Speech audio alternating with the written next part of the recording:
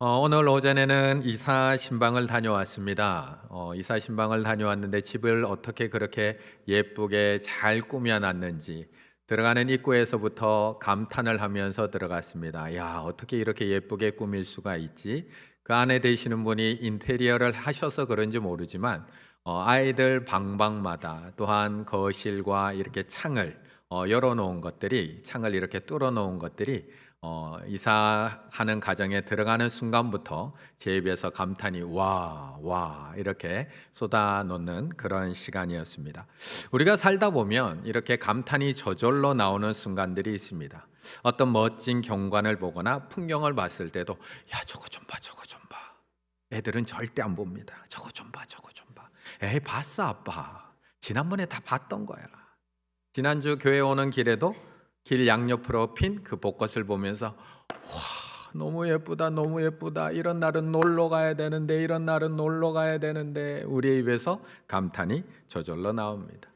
또 어떤 멋진 예술 작품을 보거나 또 멋진 음악을 들을 때도 와, 어떻게 이런 작품을, 또 어떤 운동선수가 멋진 플레이를 해서 멋진 장면이 연출될 때도 우리는 감탄합니다.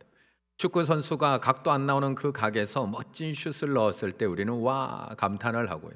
담장을 넘어갈 뻔한 공을 야구 선수가 뛰어서 캐치했을 때 와 어떻게 저런 멋진 플레이를 할 수 있지? 우리는 감탄을 쏟아놓게 됩니다. 저도 요즘 아침마다 자꾸 감탄을 합니다.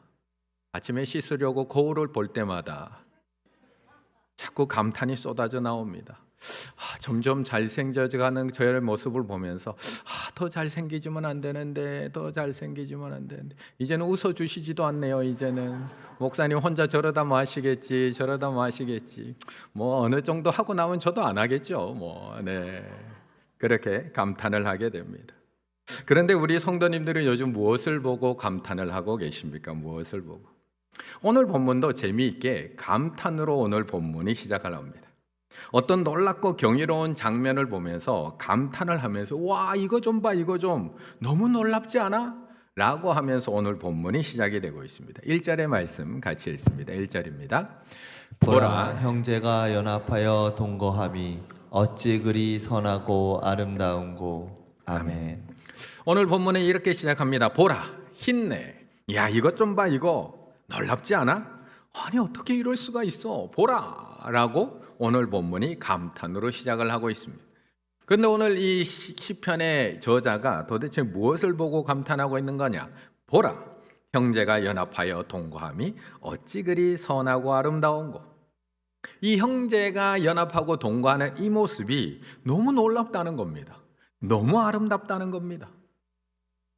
우리는 형제가 사이좋게 지내는 것, 자매들끼리 연합하고 동거하는 것이 너무나 당연하다고 생각을 합니다.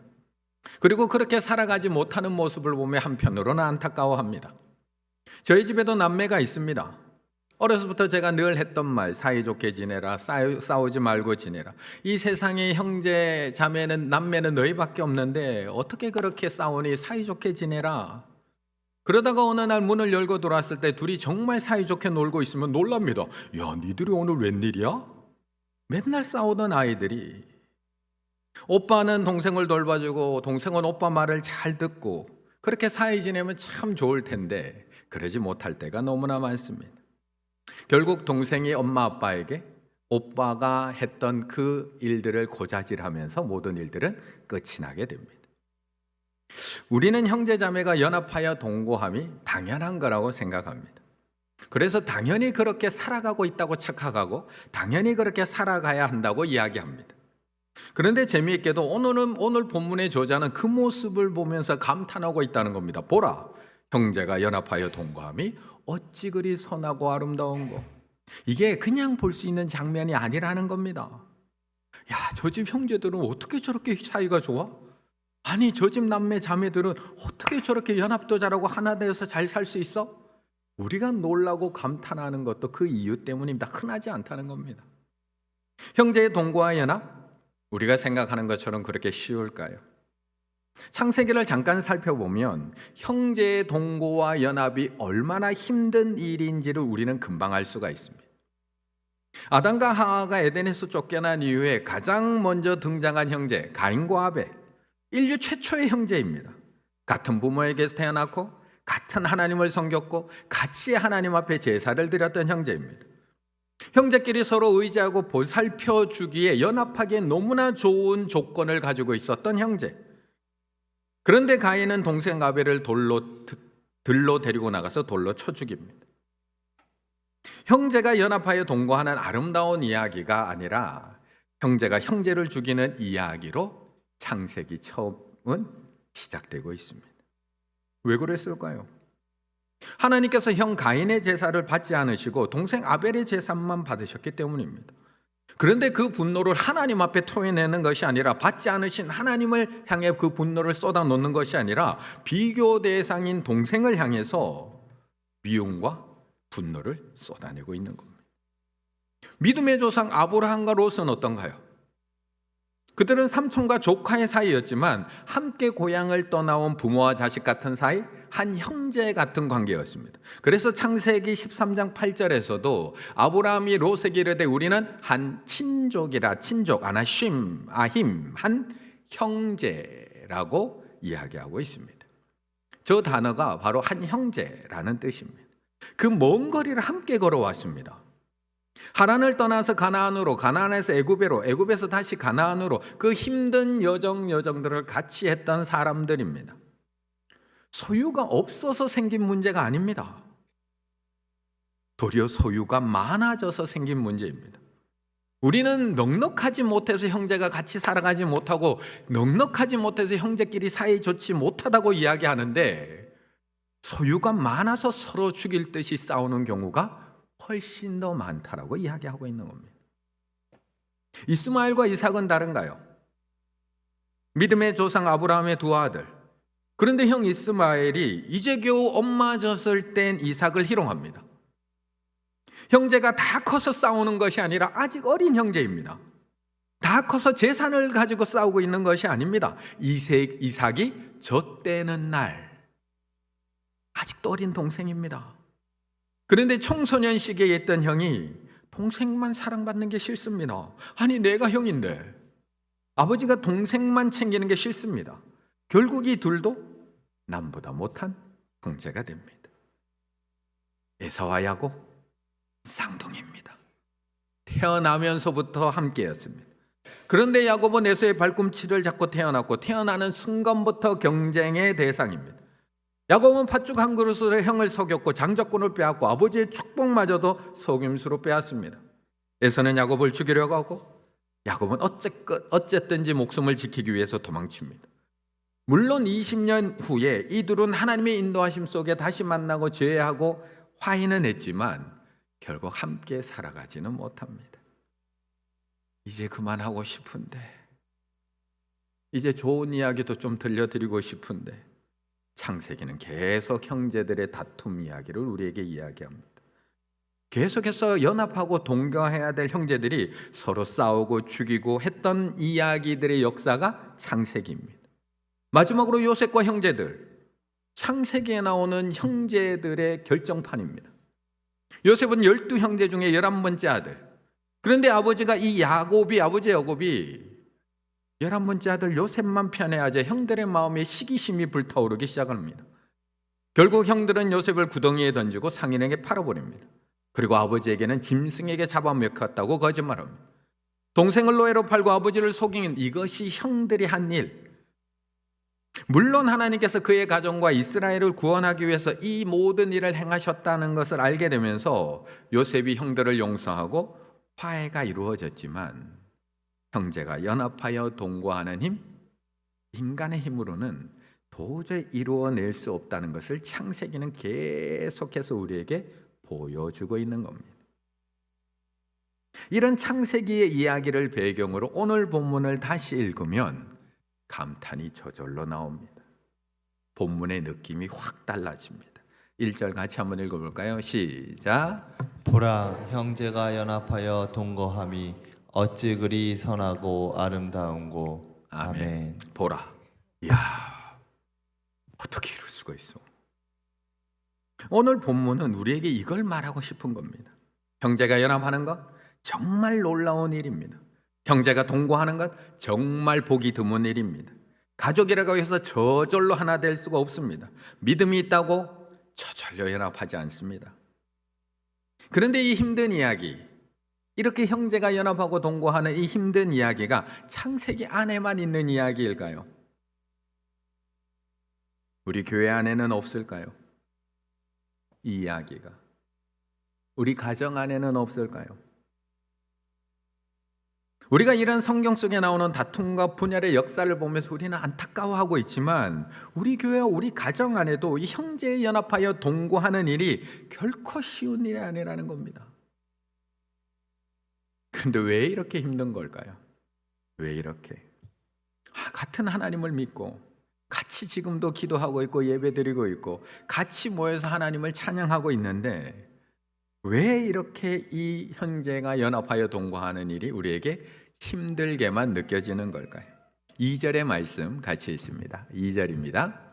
머리에 있는 보배로운 기름이 수염 곧 아론의 수염에 흘러서 그의 옷깃까지 내림 같고. 아멘. 우리 영광이 같겠습니다. 제가 시끄럽게 해서. 네. 우리 영광이. 네. 굳이 성경을 보지 않고 우리가 사는 이 현실만 봐도 이 형제의 연합과 동거함이 얼마나 힘든지 우리는 너무나 잘 알고 있습니다. 서로 사랑해서 만난 부부 사이에도 쉬운가요? 내 속으로 낳은 자녀와의 관계에 있어도 하나됨이 쉽던가요? 어려운 일입니다. 그래서 오늘 본문은 이렇게 힘들고 어려운 연합과 동거를 이루는 그 형제의 모습을 보며 감탄으로 시작하고 있는 겁니다. 그리고 이어서 이 연합의 모습이 어떤 아름다운 모습과 똑같은지, 어떤 모습과 똑같은지 비유적으로 우리에게 묘사를 해주고 있는 겁니다. 2절, 머리에 있는 보배로운 기름이 수염 곧 아론의 수염에 흘러서 그의 옷깃까지 흘러내림 같고. 기름이 머리 위에서 아래로 흘러내리는 모습을 묘사하고 있습니다. 이것과 똑같다라는 겁니다. 머리에 부은 기름이 수염을 타고 옷깃으로 흘러내립니다. 이것은 아론이 대제사장으로 임명받던 날의 모습입니다. 레위기 8장에 보면 모세가 관유를 아론의 머리에 붓습니다. 그리고 그를 거룩하게 합니다. 그리고 그 기름이 머리 위에서 천천히 그의 수염을 거쳐서 옷깃까지 흘러내리는 모습을 묘사해주고 있습니다. 그런데 왜 시편은, 이 시편 기자는 이 형제의 연합이 이 기름의 흘러내림과 똑같은 모습으로 묘사를 하고 있는 걸까? 지금 이 기름 부음 받은 아론은 대제사장입니다. 그런데 하나님께서 이 대제사장 머리에다가 기름을 부어서 그를 대제사장으로 세우시는 이유가 무엇일까요? 왜 대제사장이 필요한 걸까요? 자기를 위해서 세우는 걸까요? 이제 널 위해서 제사 잘 드리고 널 위해서 모든 것들 다 해서 너 잘 먹고 잘 살아가라고 이렇게 하시는 걸까요? 아니면 자기 백성들을 위해서 하나님 앞에 제사 드리고 백성들의 죄를 사하기 위해서 속죄제 드리고 백성들을 거룩하게 만드는 일에 쓰임 받으라고 대제사장으로 세워주는 걸까요? 결국 대제사장으로 세우는 것은 기름 붓는 이유는 자기 제사 잘 드리고 자기 잘 살라고 너 깨끗하게 살라고 기름 부어주시는 게 아니라 이스라엘 백성들이 하나님 앞에서 거룩해지고 이스라엘 백성들이 자신의 죄를 사함받고 이스라엘 백성들이 하나님 앞에 나아갈 수 있도록 만들어주는 것, 그 역할을 하는 것이 대제사장의 직분이라는 겁니다. 그래서 오늘 2절의 형제의 연합과 동거함은 함의 아름다운 모습이 마치 자기 백성을 위해서 자신의 전부를 드림으로 머리 위에서 이 흘러내린 그 기름이 옷깃까지 내려가는 그 대제사장의 모습과 똑같다라고 묘사하고 있는 겁니다. 그런데 우리가 알고 있듯이 우리의 진정한 대제사장 한 분밖에 없습니다. 구약에 나오는 대제사장, 이 구약에 나오는 대제사장 아론을 비롯한 모든 제사장들은 예수 그리스도를 예표할 뿐입니다. 히브리서 4장 14절에 그래서 이렇게 얘기합니다. 그러므로 우리에게 큰 대제사장이 계시니 승천하시니 곧 하나님의 아들 예수시라. 우리가 믿는 도리를 굳게 잡을지어다. 그래서 우리의 대제사장 되시는 이 예수님도 하늘에서 이 땅까지 내려오셨습니다. 우리와 연합하고 동거하기 위해서 내려오셨습니다. 머리에 부은 그 보배로운 기름이 대제사장의 수염에 흘러서 옷깃까지 내린 같이 예수님도 이 땅에 내려오셔서 우리를 거룩하게 만들어 주셨습니다. 빌립보서 2장 6절에서 8절, 그는 근본 하나님의 본체시나 하나님과 동등됨을 취할 것으로 여기지 아니하시고 오히려 자기를 비워 종의 형체를 가지사 사람들과 같이 되셨고 사람의 모양으로 나타나사 자기를 낮추시고 죽기까지 복종하셨으니 곧 십자가에서 죽으심이라. 그래서 예수님은 내려오신 겁니다. 우리와 연합하기 위해서, 우리와 동거하기 위해서. 그래서 예수님은 세리와 죄인들의 식탁에도 앉으셨고 나병 환자에게도 손을 내미셨고 귀신 들린 여인도 고쳐주셨습니다. 당시 유대 사회에서는 거리를 두고 가까이 가지도 않고 손도 대지 않았던, 그렇게 여겨졌던 이들에게 다가가셔서 그들을 만져주십니다. 그들의 수준으로, 그들의 자리로, 그들의 눈높이로 예수님은 내려가십니다. 이것이 성육신의 이야기이고 그 내려오심으로 말미암아 우리는 예수님과 연합할 수 있었고 예수님과 동거할 수 있게 되었다라고 말씀하고 있습니다. 왜 예수님께서 죽으셨을까? 이 질문에 대한 답은 인자가 무엇이기에 주께서 그를 돌보시나이까? 라는 물음 속에 있다. 즉 하나님이 우리를 돌보시기 때문이다. 그렇다면 왜 그분은 우리를 이렇게까지 돌보시는가? 그분의 영원한 계획을 이루시기 위해서?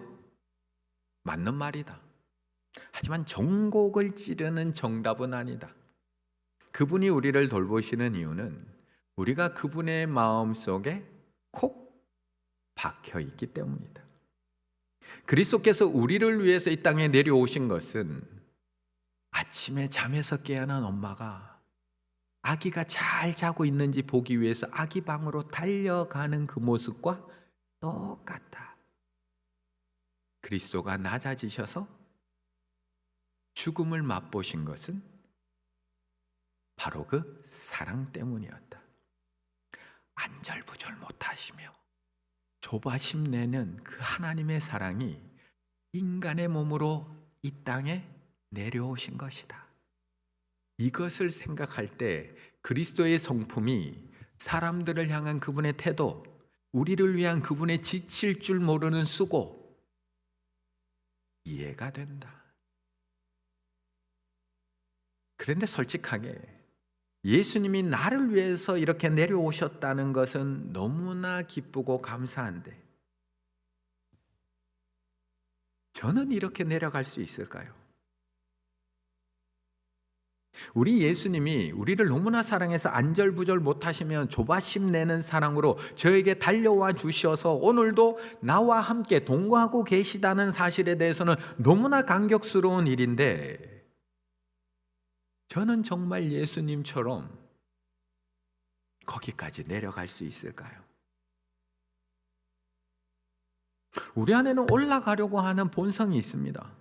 이것은 단순히 성격의 문제가 아닙니다. 이거는 죄의 본성입니다.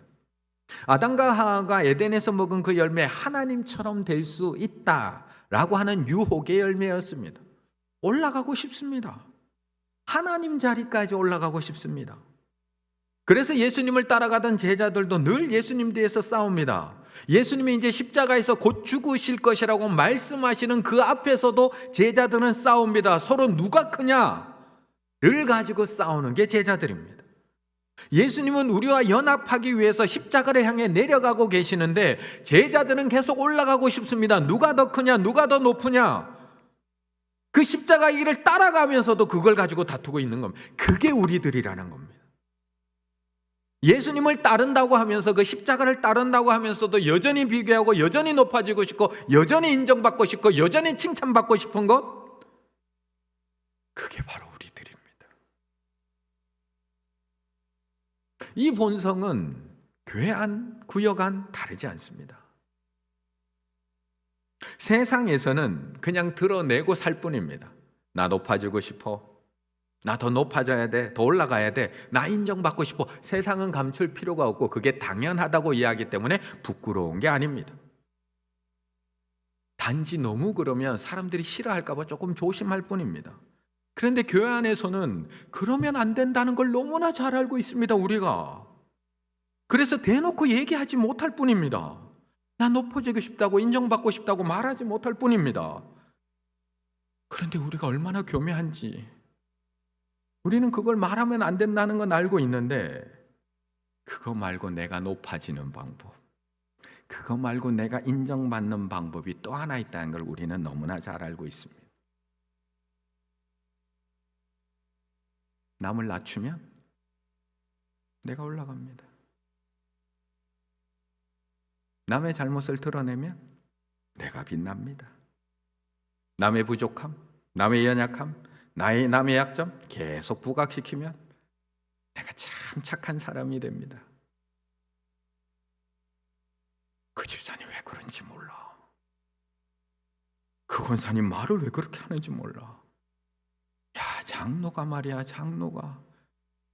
우리 목사님 얼굴 얘기 좀 그만했으면 좋겠어.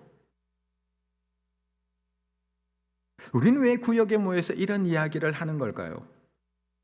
정말 그 집사님이 걱정돼서 그 말을 하는 걸까요?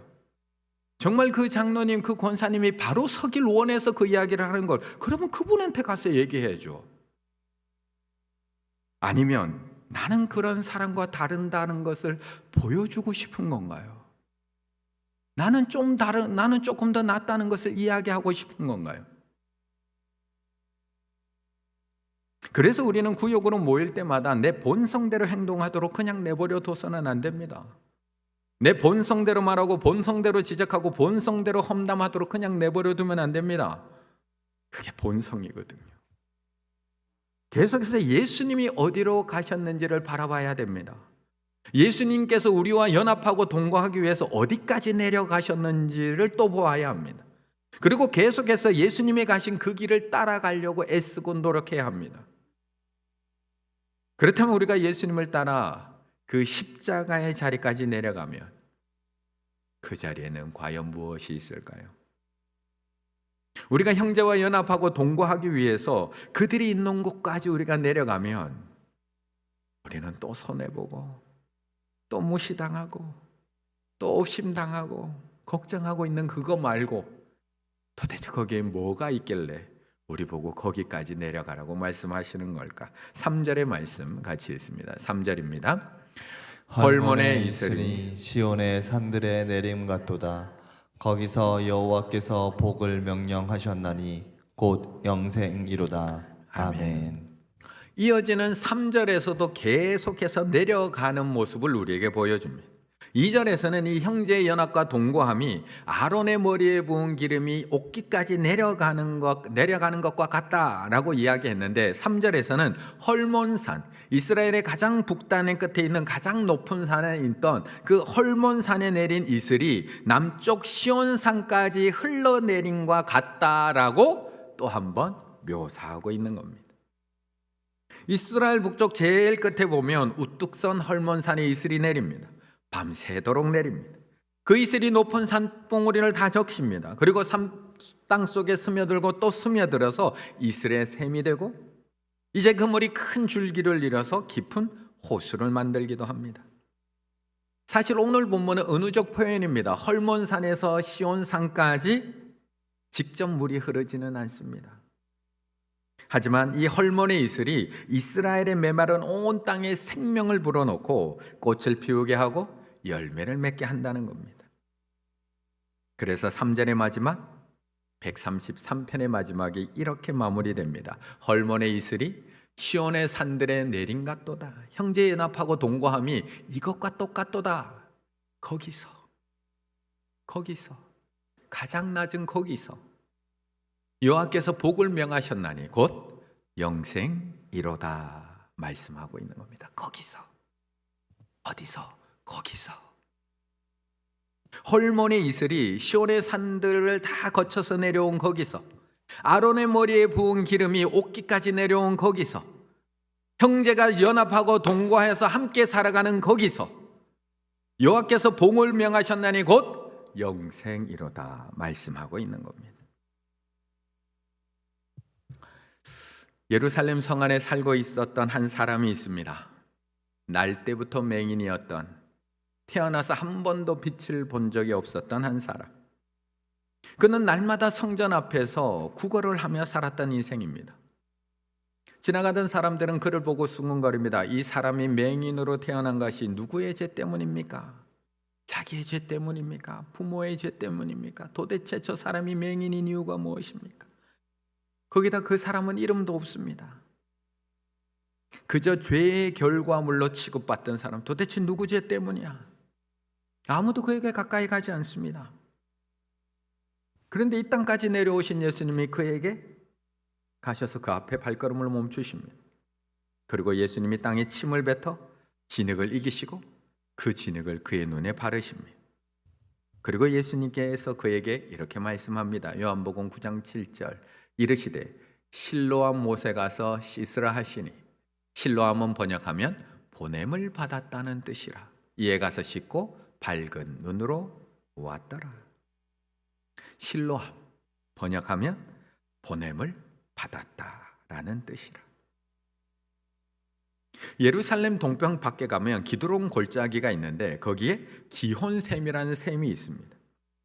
이곳에서부터 수로를 따라서 쭉 물이 흘러내려서 마지막에 그 물이 고이는 곳이 바로 실로암입니다. 실로암은 이 예루살렘 성에서도 가장 낮은 곳에 있었던 샘입니다. 그런데 예수님은 거기로 보내십니다. 그 가장 낮은 곳에 가서 눈을 씻으라고 하시고 가장 낮은 자세로 무릎을 꿇고 그 눈을 씻으라고 말씀을 합니다. 무릎을 꿇지 않고는 눈을 씻을 방법이 없습니다. 안 그래도 낮은 이 맹인에게 가장 낮은 곳으로 또 가라고 말씀합니다. 도대체 어디까지 내려가야 되는 걸까요? 이 사람은 도대체 어디까지? 그러므로 주님께서 소경에게 실로암으로 가라고 하신 것은 단순히 그냥 샘으로 가라는 의미가 아니었습니다. 그곳은 가장 낮은 곳, 가장 낮은 곳에 거하라고, 가장 낮은 마음의 소유자가 되라고 명령하십니다. 그리고 소경이 주님의 명령을 쫓아 가장 낮은 곳으로 가서 가장 낮은 마음으로 무릎을 꿇었을 때 그는 즉시 눈이 밝아졌고 지금 나와 함께 계시는 주님을 가장 낮은 곳에서 만날 수 있었습니다. 그렇다면 지금 우리 예수님은 어디에 계실까요? 우리는 예수님이 어디 계시냐고 계속 찾고 있거든요. 예수님 도대체 어디 계시냐고. 우리를 위해서 이 땅에 내려오신 예수님은 지금 어디 계실까요? 우리는 어디를 가야 예수님을 만날 수 있을까요? 헐몬의 이슬이 시온산에 내림 산들에 내린 같도다. 거기서 가장 낮은 거기서 가장 낮은 곳 물이 모이는 실로암 거기서 여호와께서 복을 명령하셨으니 곧 영생이로다. 영생의 복을 누릴 수 있는 거기 어디일까요? 이 본문의 소경이 바로 나 자신이라는 사실을 알아야 됩니다. 우린 지금도 찾고 있거든요. 안 보여서. 지금 이 순간 주님께서 나와 함께 계시는데도 그 주님을 볼 수 없고 느낄 수 없다면 나 자신이야말로 날 때부터 영적 소경인 자가 아닐 수 없습니다. 실로암이라는 단어는 보냄을 받았다 라는 뜻을 오늘 본문에서 소개해 주고 있습니다. 우리는 모두 주님으로부터 보냄을 받은 자들입니다. 주님께서 지금 우리에게 명령하고 계십니다. 실로암으로 가라. 가장 낮은 곳으로 가라. 낮고 낮은 마음의 소유자가 되어라. 그렇다면 우리 교회가 내려가야 될 곳은 어디일까요? 우리 교회가. 우리는 내가 가장 낮은 곳에 있다고 생각할 때가 참 많습니다. 내가 가장 힘들고 내가 가장 어렵고 내가 가장 막막하다고 생각할 때가 참 많습니다. 정말 거기가 가장 낮은 곳인가요? 정말 거기가 가장 낮은 곳인가요?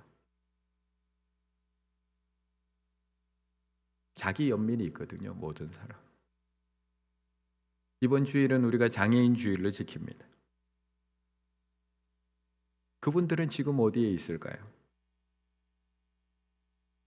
우리는 그분들을 긍휼히 여기고 싶지만 우리가 오늘 본문처럼, 오늘 본문의 말씀처럼 그분들에게까지 나려가서 그분들과 연합하고 그분들과 동거하며 그분들과 하나 되어 우리가 살아가고 있을까요? 정말 내가 가장 낮은 곳에 있을까요? 그렇다면 우리 구역에서 내려가야 할 곳은 어디일까요? 목사님, 제가 제일 힘든데, 제가 제일 어려운데, 제가 제일 아픈데. 우리 구역 안에서 가장 낮은 곳에 계신 분은 누구일까요? 지난 수요일날 제가 예배 드리기 위해서 계단을 올라오는데 한 권사님이 제 앞에 계단을 이렇게 올라가시는데 발걸음이 너무 힘이 없어 너무 지쳐 보이시는 거예요. 그래서 제가 그 권사님한테 요즘 많이 힘드시죠? 라고 제가 질문을 드렸어요. 그랬더니 그 권사님 말씀, 목사님, 저보다 힘든 사람들 너무 많아요. 저보다 힘든 사람들 너무 많아요. 그분들이 지금 구역 모임에 나올 수 있을까요? 그분들이 지금 편안하게 구역 모임에 나오고 교회 모임에 나올 수 있을까요? 형제가 연합하여 동거하는 것 정말 힘든 일입니다. 성경의 역사로 보나 지금 나의 모습으로 보나 가장 낮은 곳에 있는 형제들에게까지 내려가는 것 너무나 어려운 일입니다. 하지만 예수님은 우리가 어디로 가야 하는지 그 방향을 보여주고 계십니다. 그리고 우리에게도 실로암, 그 가장 낮은 곳에 있는 실로암으로 가라고 명령하셨고 거기서 영원한 생명이 있다고 말씀하고 있습니다. 우리에게는 누군가를 위해서 내려가야 될 각자의 자리가 있습니다. 가정에서도 그렇고요, 직장에서도 그렇고요, 이 교회 안에서 그렇고요. 누군가를 향해 조금 더 낮아져야 될 자리가 있습니다. 그런데 그 내려감이 우리의 본성상으로는 너무나 어렵습니다. 본성상으로. 하지만 결코 혼자 내려가는 것은 아닙니다. 우리보다 먼저 내려가 계신 분, 우리보다 먼저 가장 낮은 자리까지 내려가 계신 예수님, 그곳에서 우리를 기다리고 계시는 예수님, 그곳에서 우리에게 주실 복, 영원한 생명을 주시겠다고 약속하신 예수님께서 그곳에서 우리를 기다리고 있고 우리는 그곳에서 예수님을 만나게 될 겁니다. 보라, 형제가 연합하여 동거함이 어찌 그리 선하고 아름다운 것. 아론의 머리에 부었던 그 기름이 수염을 타고 옥깃에 내려가듯이, 홀몬산의 이슬이 시온까지 내려가듯이 가장 힘없고 연약하고 낮은 곳에 있는 그 형제들에게 내려가서 그들과 함께 하실 때 그곳에서 우리보다 먼저 내려가 계신 예수님을 만나게 되실 것이고 그곳에서 참된 평안과 기쁨을 누리실 수 있는 우리 충일의 모든 구역들, 우리 충일의 모든 성도들 다 되시기를 간절히 바라겠습니다.